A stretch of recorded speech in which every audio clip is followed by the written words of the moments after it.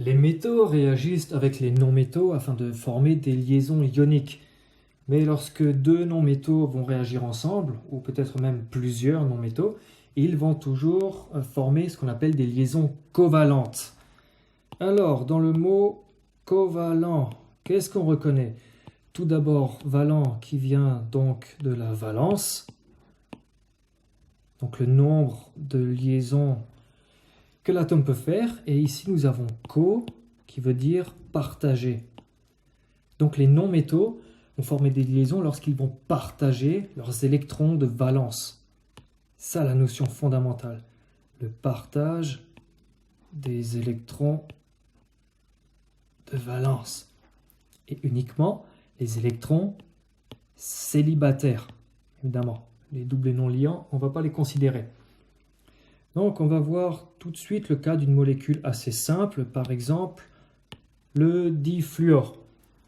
Si on écrit ici le symbole de Lewis du fluor, nous avons nos trois doublés d'électrons et notre électron célibataire ici. Je vais prendre un autre atome de fluor que je vais mettre en couleur bleue. Donc on va dessiner son symbole de Lewis de cette manière. Et ces deux atomes de fluor, ils peuvent réagir pour former la molécule de difluor.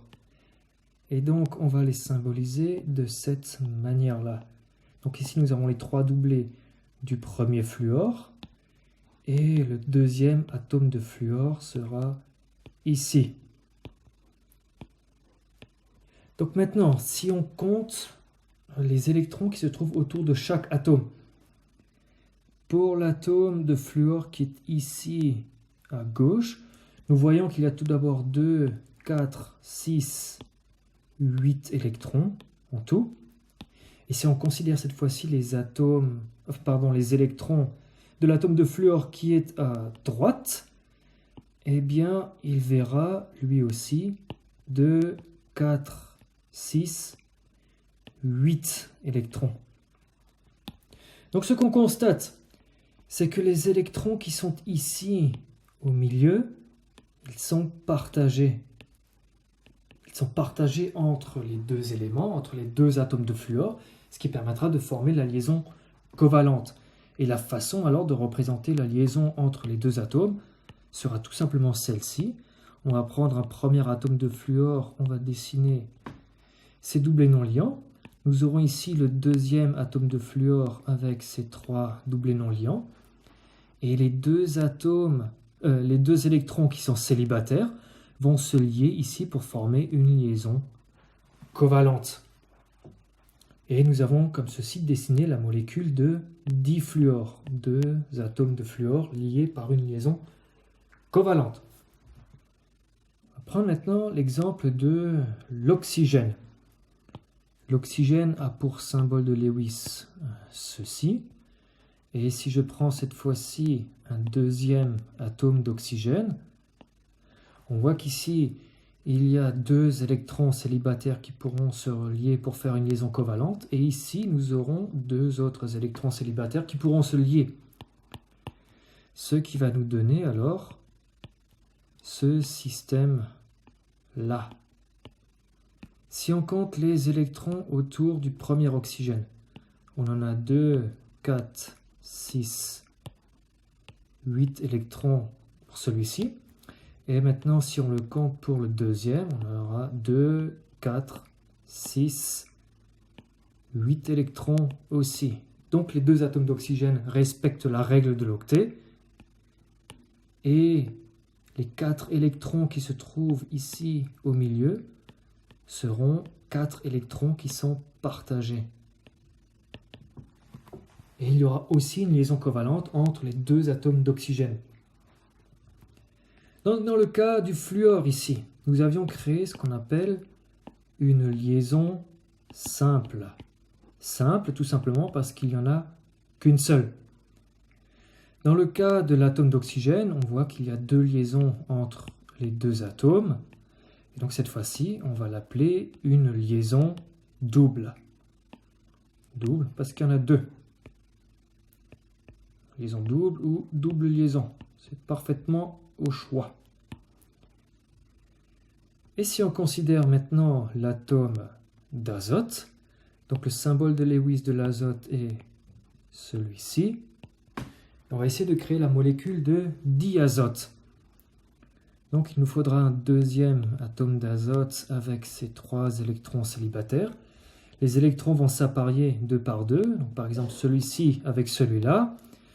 Nous aurons cet électron et celui-ci qui vont s'apparier, et finalement nous aurons les 2 derniers électrons qui vont s'apparier de cette manière-là.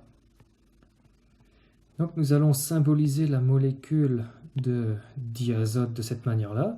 Nous aurons tout d'abord les 2 doublés non liants. Nous avons ici la première liaison des électrons qui sont entourés en blanc, la deuxième liaison des électrons qui sont entourés en jaune, et finalement la dernière liaison de ceux qui sont entourés en bleu. Donc nous avons maintenant dessiné la molécule de diazote, diazote qui est le N2. Et ici, comme il y a 3 liaisons entre les 2 atomes, on va appeler ça une liaison triple. Triple parce qu'il y en a 3. Donc les liaisons covalentes se forment toujours entre les non-métaux. Si vous avez un métal qui va se lier à un non-métal, ça fera une liaison ionique. Et s'il n'y a que des non-métaux, ça fera toujours une liaison covalente. Donc avec aucune charge électrique. De la même manière, on peut écrire des molécules qui auraient plus que 2 atomes. Par exemple, on va prendre la molécule d'eau, qui a pour formule H2O. Le symbole de Lewis de l'oxygène est celui-ci. Le symbole de Lewis de l'hydrogène est celui-là. Et on voit maintenant qu'on peut relier les électrons entre eux, cela avec, par exemple, cela, ce qui va nous donner comme molécule cette structure-là. Donc comme ça, on a parfaitement représenté la molécule d'eau. Et on voit bien ici que l'eau est une molécule qui est en forme de V, donc qui est coudée. Le symbole de Lewis de l'oxygène n'est pas ceci, parce que sinon on obtiendrait une molécule d'eau qui serait plate. Et ceci est totalement faux. De la même manière, on peut par exemple dessiner la molécule d'ammoniac.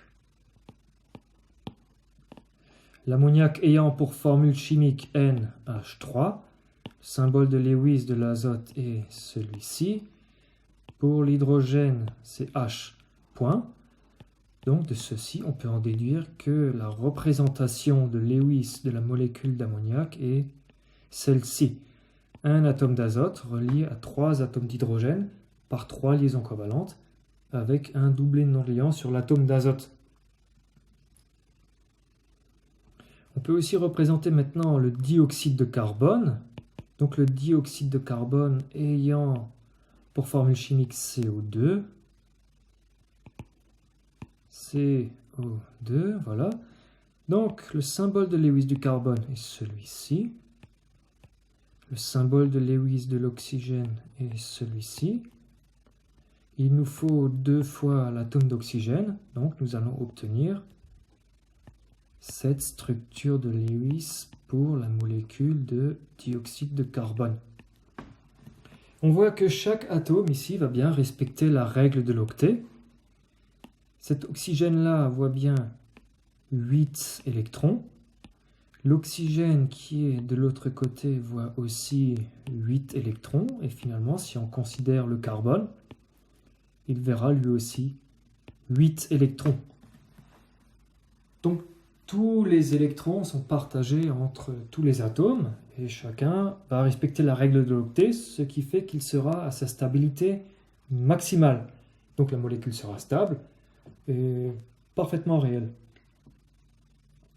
Et ce système de la liaison covalente, je le répète, ne marche que entre les non-métaux et ça permet de dessiner la véritable structure